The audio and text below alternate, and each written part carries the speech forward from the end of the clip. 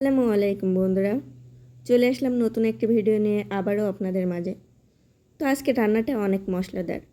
তো আমি আজকে এখানে রান্না করেছিলাম চর্বি দিয়ে মুগ ডাল। চর্বিটা অনেক দিন ফ্রিজের এক কোণে পড়েছিল, তো ভাবলাম একটু বের করে রান্না করে ফেলে।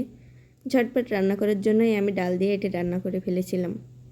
পাতিলে তেল বসিয়ে এখানে পেঁয়াজ কুচি দিয়েছিলাম। তার আগে কিন্তু আমি গোটা মশলা দিয়ে ফোড়নও দিয়ে নিয়েছিলাম।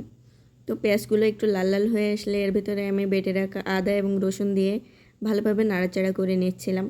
এক কথায় মশলাটা কষিয়ে নিচ্ছিলাম। তারপর এটি যখন গন্ধ দূর হয়ে গেল, কাঁচা কাঁচা ভাবটা দূর হয়ে গেল, এর ভিতরে আমি অল্প পরিমাণে পানি দিয়ে দিলাম। অল্প পরিমাণে পানি দিয়ে আমি বেশ কিছুক্ষণ এটি কষিয়ে নেব। তারপর আমি একে একে এর ভিতরে দিয়ে দেব শুকনো গুঁড়ো মশলাগুলো। তো আমি এখানে প্রথমেই দিয়ে দিলাম লবণ, এবার দিয়ে দিলাম হলুদের গুঁড়া এবং আমি এখন দিয়ে দেব এখানে শুকনা মরিচের গুঁড়া। আমি আজকের পুরো রান্নাটাই শুকনা মরিচের গুঁড়া দিয়ে শেষ করব। তো এখানে আমার সকল মশলাগুলো দেওয়া শেষ। এবার আমি এটি অনেক সুন্দর করে কষিয়ে নেব। তো প্রথম পর্যায়ে আমি এটি নাড়াচাড়া করে নিচ্ছি।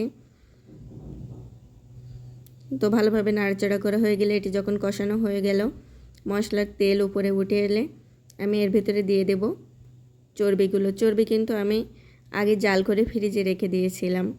আর এখানে আপনি এটা রান্না করার সময় তেল পরিমাণ মতো ব্যবহার করবেন। চর্বি থেকে তো প্রচণ্ড পরিমাণে তেল বের হয়, আর তেল যদি বেশি হয়ে যায় তখন আর খেতে অতটা মজাও লাগে না। তো এখানে আমি এই চর্বিটা দিয়ে ভালোভাবে মশলার সাথে কষিয়ে নিচ্ছি। মশলার সাথে কষাতে কষাতে দেখেন অনেকটা তেল বেরিয়ে আসছে। তো বেশ কিছুক্ষণ সময় নিয়ে আমি এটি অনেক সুন্দর করে কষাতে কষাতে এর ভিতরে আমি অল্প পরিমাণে জিরা গুঁড়ো দিয়েছি।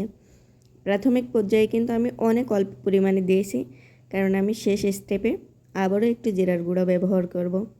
তারপর যখন চর্বিটা সুন্দর করে কষানো হয়ে গেল, এর ভিতরে আমি দিয়ে দিলাম টেলে রাখা মুগ ডালগুলো।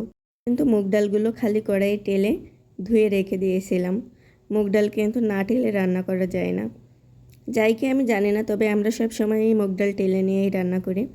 তো এখানে সবগুলো দিয়ে ভালোভাবে কষিয়ে নিয়ে আমি পানি দিয়ে ঢাকনা দিয়ে ঢেকে দিয়েছিলাম। বেশ কিছুক্ষণ রান্না করার পর যখন রান্না হয়ে এসেছে, ঢাকনা উঠিয়ে আমি এর ভিতরেই জিরার গুঁড়ো এবং গরম মশলার গুঁড়াগুলো দিয়ে দিলাম। এ পর্যায়ে কিন্তু আমার রান্না করা শেষ। এই যে ঝোলটাও অনেক কমে এসেছে এবং তেলগুলো উপরে উঠে এসেছে। তো আমার রান্নাটা কেমন হলো জানাতে কিন্তু ভুলবেন না। আমার রান্নাটা যদি আপনাদের ভালো লেগে থাকে অবশ্যই লাইক, কমেন্ট এবং শেয়ার করবেন। দেখা হবে অন্য কোনো ভিডিওতে। আজকের মতন বিদায় নিচ্ছি। আল্লাহ হাফেজ।